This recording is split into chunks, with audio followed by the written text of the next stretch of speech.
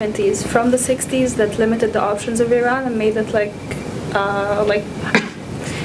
do its economy differently from the 60s. So apparently the oil prices rose 4 times. Was this in the 70s? The oil price went up 4 times in 1973-74. From then on, it was very marginal after that. So the big bulk of what we are just discussing happened to be in 74, 75. Yeah. Just continuing that really excellent question. Many people who have studied the Iranian Revolution, they focus almost exclusively on the national. Whereas it seems to me that there is a larger global context for all the elements that play out in Iran, particularly the economy. So in a sense, there's, if I recall correctly, in 1970s, the global economic crisis of some form, what later on became or was called at that time stagflation, that it wasn't just unique to Iran, but then all of these crises hits one place hard, and that was Iran. But in a sense that all these elements that play out in the national, they are elements that are more or less global. And how can we, in a sense, thinking of the revolution and explaining the revolution, understanding the Iranian Revolution, I'm wondering to what extent it's really necessary to move the attention from the local and the national and the fault of the Shah and the fault of the Iranian economy and the people who are making decisions to sort of a more global understanding of it and explanation of it. Well, if I understood you correctly, then we are not answering our question, because our question and all your series of seminars is about why we had a revolution in Iran. And in order to do that, we try to be as specific to Iran as possible, and get away from the international environment. But the question, in a sense, that I have is that would it not be important to bring those international elements? First, you say that the national is important. It's the Iranian Revolution. You focus on all the national elements that may have contributed to the revolution. Then you return back into the global context. That what were the nature of those global crises, economic global crises, and what impact did they have in other places, why the impact was more intense on Iran. For example, many of these students that were sent in order to become technicians to engineers to help through the economic development, they learned their engineering stuff, but they also participated in demonstrations, in anti-war movement, and they took that also back to Iran. So in a sense, you send them abroad for one thing, they bring other things along with it. So in a sense, that's the global, in the local, in the national, and the making of the revolution. I agree. I agree with you. Again, if I refer to Walton's article, I think he makes a fascinating point that the Shah apparently, one of his ambitions was this idea that Iran would become sort of the 5th strongest power in the world, and we can say the strongest power in the Middle East region. I'm wondering if you have any knowledge about, I'm thinking now about the models, the economic models, the banking models.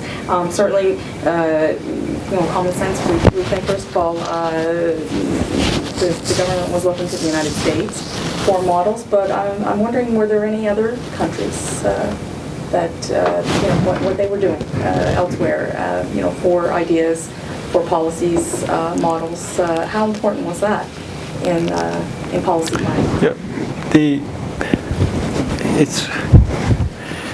It's really basically the numbers game. Let me explain. If you go back in the Pahlavi dynasty, go back to Pahlavi the First, Reza Shah. He had only one model in mind. That was Turkey. He only compared Iran with Turkey. And if he can just become like Turkey, we're fine. Not with his son.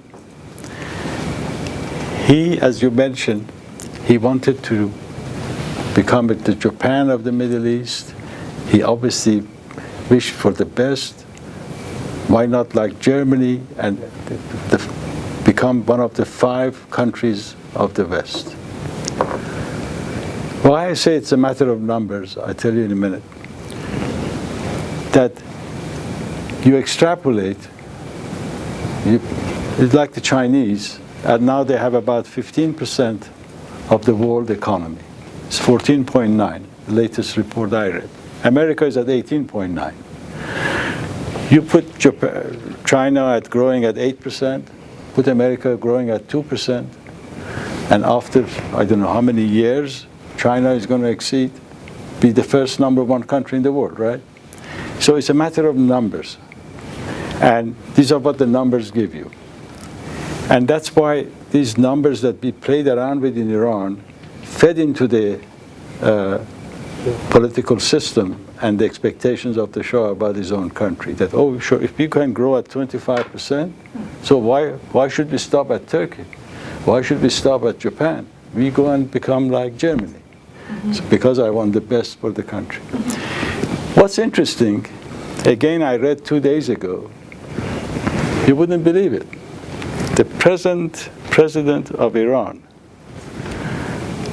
talks about, of course, he's much more modest. He says, at the end of liberalization and reforms that we are now undertaking and rejoining the global economy, in 3 decades, he refers to it, will be one of the top 5 countries in the world. So this ambition is not only Caesar's, but it's also, there's a continuity. and you were looking for some continuity, here's one. Petr? I was wondering, sort of, in terms of comparative cases, I'm wondering, why is it that Iran couldn't have followed the path of, say, Saudi Arabia? Now, what sort of caught my ear was when you were talking about the economy not being able to absorb all of the oil wealth, and sort of they had to bring in migrant labor, and there was sort of difficulty spending all of this money. Like, I thought of Saudi Arabia. I mean, it's run to a great deal on migrant labor right now. It seems they're building a lot. Like, why is it that Saudi Arabia could just, keep doing this, but with Iran, it couldn't? Then you have to come out of the, let me say this to you. I don't know the details of the figures of Saudi Arabia, but if you look at the UAE and elsewhere, you will find in proportionate terms how much they spend domestically and how much they spend overseas are totally out of line with what happened in Iran. Ours was much more domestically, and theirs is much less domestically.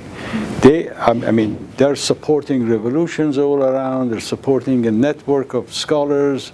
They are doing a lot of military. They're investing heavily outside their own countries. So not the entire money in terms of proportions. A significant of it goes through the domestic economy. But there are more symbolic reasons. If you look at the clothing, I'm just, like yourself, I'm looking at it very superficially, if you like. Have you seen Prince Abdullah or King Abdullah or in Western clothes? Mm-hmm. They maintain certain traditions. I've seen the old man, he's about 85 years old, having a sword competition himself with one of his followers.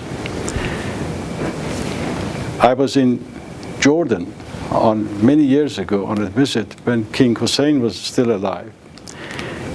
And we were in a farm, and the news had got around that the king was there. And all these farmers started coming in to say hello to him. And we were his guests, but they had to extend the tables, or not the tables, I mean the food.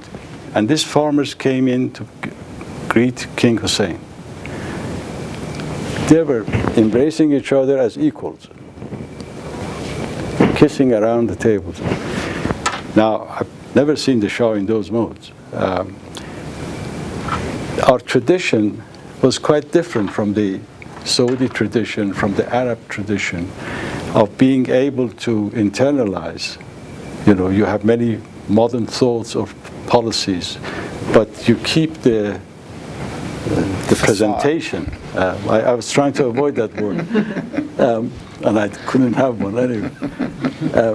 And therefore, it makes it more plausible, combined with some iron fists, of course, to go with it, to be able to control the system. But how long for, I don't know. But anyway. Makes it more native, in a sense, native looking. Azim?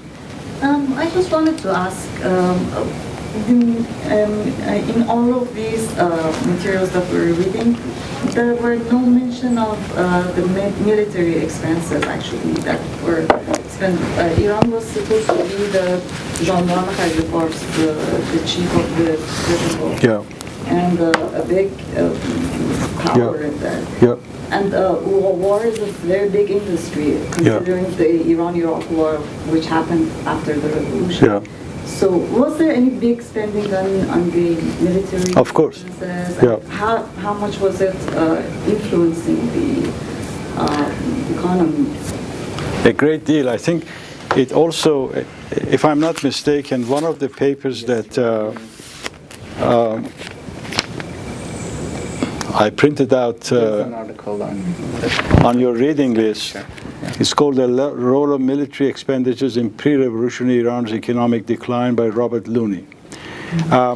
It doesn't, let me tell you that it's an econometric analysis, and it tries to, it's an honest approach, but having said that, it's not a breakthrough in any manner that one wouldn't know or didn't know without it. It's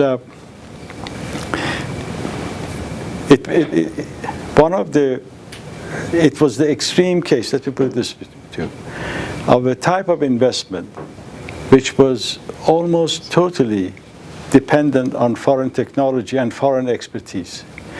More than that, it was translated into a physical presence of those expertise on a number of cities of Iran.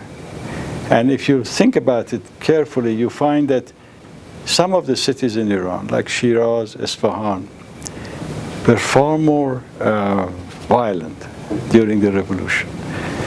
And someone had estimated that there were about 50,000 Americans in total, with their own schools, etc., as a result of this military expenditure. So, other than the fact that it would not have had an impact on the economy unless it was internalized, and other than the fact that certainly it was an expenditure that was very much, in economic terms, unproductive until you translated into things. It created a number of social tensions. I think the question of Homafaran, for example, which is a significant role they played in the revolution, certainly in the last dying days, is a matter of those social conflicts that the system could not cope with. And Iran looked like a foreign country, in a sense, with so many advisors, foreign workers. Nancy.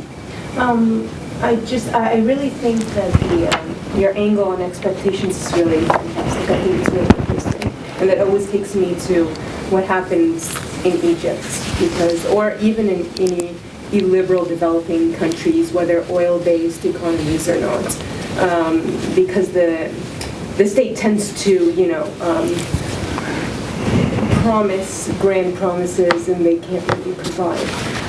And going back to Saudi Arabia, would you too say that it has a lot to do, how they've sustained themselves, it has a lot to do with meeting expectations, that they have actually met their expectations, especially that they've chosen, to go the subsidy route. And they're, like you said, their population is small. Saudi Arabia and Kuwait, for example, and they're actually able to probably provide these subsidies to their population. Cash handout. Yeah, handouts, yes. That's how, they do the direct delivery, like you said as well. So I don't know if that might be the difference, or be a big difference, at least, between the two. Sure, sure. I like to compare, if I may, maybe closer to an apple with apple is Iran, pre-revolutionary and post-revolutionary Iran. And in my view, expectations of the previous administration created by had a lot to do with all this, failure of economic policies at the end, and the failure of the state to be able to do with this yarane, the subsidy, a major extent. You think about it for a moment. What does the government offer you? He says, I'll give you 50,000 toman per month, per number of the family. And the guy says, how are you going to pay me? He said, I'm going to pay it into your bank account.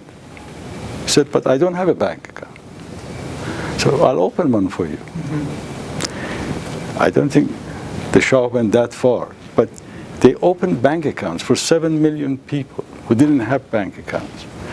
And then they paid into this account. Now this government of Mr. Rouhani doesn't know what to do with these cash subsidies, to the extent that it is, meanwhile the expectation is that, where is my money? So you get up in the morning or every month and say, where is my money in my bank account? allowance. My allowance.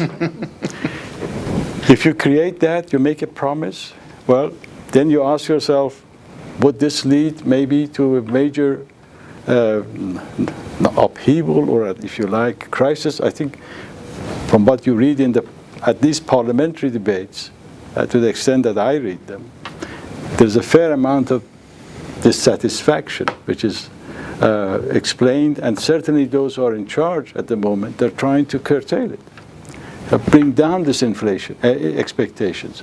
And with all the monetary measures they've taken in Iran, the gentleman asked me that what do I think of some of them. At least I can respond to one. They will not be able to, other than the fiscal, they will not be able to curtail inflation in Iran until they lower their expectations. No way. No way. Listen.